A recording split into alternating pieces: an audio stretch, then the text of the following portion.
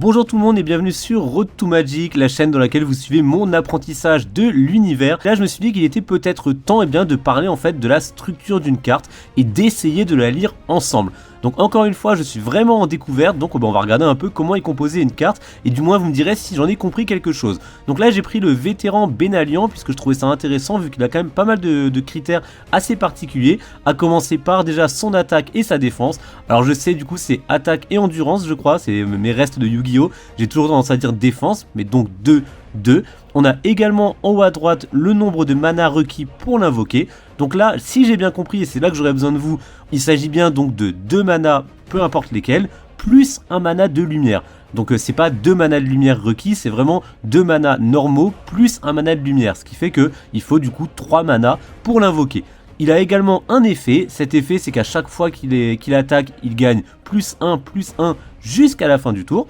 Et donc voilà à peu près pour cette carte là. Donc comme je vous l'ai dit, j'ai choisi volontairement un monstre, une créature pardon, tout ce qu'il y a de plus simple, hein. Elle a vraiment pas beaucoup d'effets, elle est très simpliste et elle a un mode d'invocation assez classique.